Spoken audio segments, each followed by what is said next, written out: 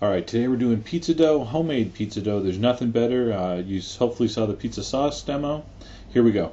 Take one package of dry active yeast. It's just right from the grocery store. One package Fleischmann's yeast. That's 2 1/4 teaspoons. We're going to make a sponge. Okay. So the first step here is you're going to add 2/3 of a cup of flour and 3/4 of a cup of warm water. Now, not scalding hot water, not just barely lukewarm water, warm water. Okay? You're going to give that a good mix, and you'll know right away. You'll see little kind of bubbles form if that yeast is good. Get some fresh yeast. Not fresh yeast, but new packages if you've had it around for 6 years.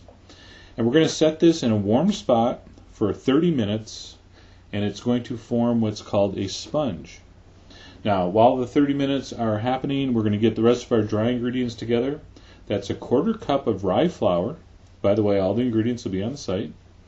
1/4 cup of rye flour, and then 4 cups of just regular unbleached flour. Okay, all-purpose flour. All right, so fast forward, that's all the flour. And then very important here. You need a teaspoon of salt at least, maybe a teaspoon and a quarter. A lot of people forget to put salt in the dough, and it's flat and it's pizza dough. It's not pizza dough. All right, so make sure you get some salt in there, give it a little mix, and just set that aside. And there, 30 minutes later, is our first stage of the sponge, and it's alive. It's so cool. Now, we're going to make the sponge part 2. Take a cup, approximately a cup of the flour mixture, add it to the first stage of the sponge, and now we're going to add 1 cup of cold water, and we're going to give that a mix with the whisk. And then we're going to let that sit for another 30 minutes in a warm spot.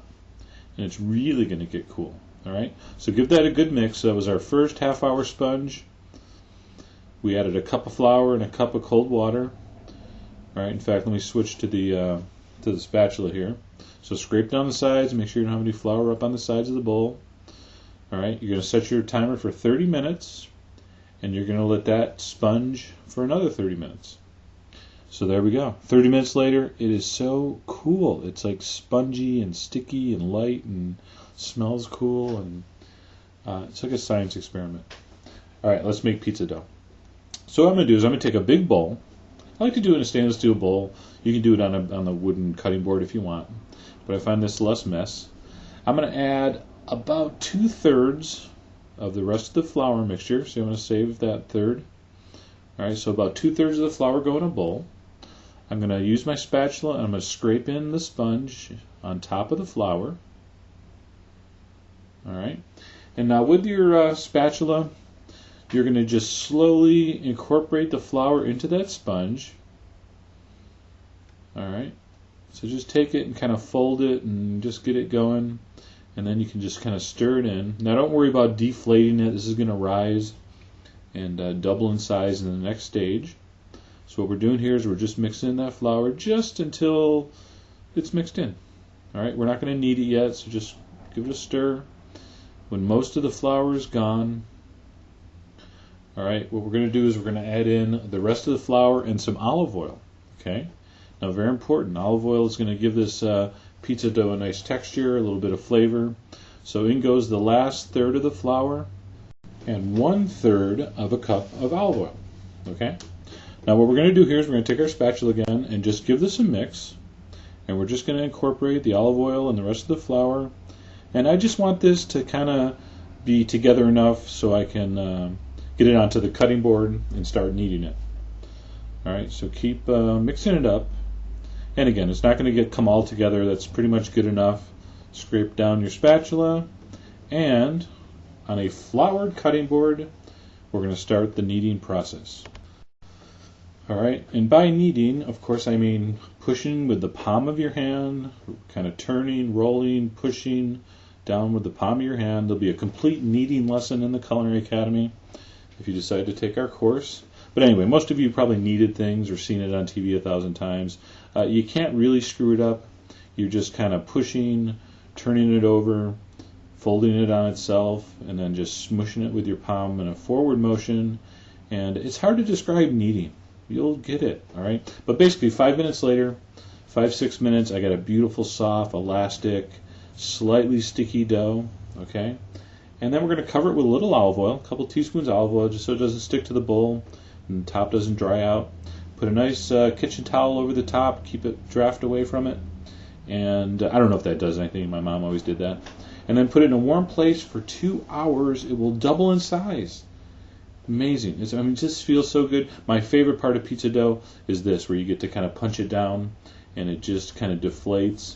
But we're not deflated. We're actually exhilarated because we're thinking about the pizza that this is going to make. It's going to be incredible. So here we go. We punch down our dough. Again, it rose for 2 hours in a warm spot. I'm going to kind of square it up here on the cutting board. And again, it's flat. It's flattened, but that's what we want. And I'm going to take my pastry cutter or knife, but I'm going to use this plastic pastry scraper, and I'm going to cut this dough into 6 individual pieces. Because what I like to do is cure the dough, which means I'm going to let it sit for a little while. I'm actually going to make the pizza tomorrow. Okay, this gets a little more supple and a little more tender if you let it go overnight in the fridge. You can make pizza now if you want. Okay, and the pizza demo will be on the site hopefully tomorrow. What I'm going to do is I'm going to take a little olive oil in my hand.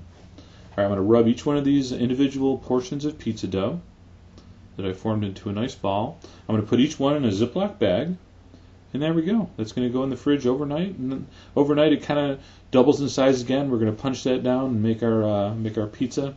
But again, to work with the pizza, you want the dough to be at room temperature.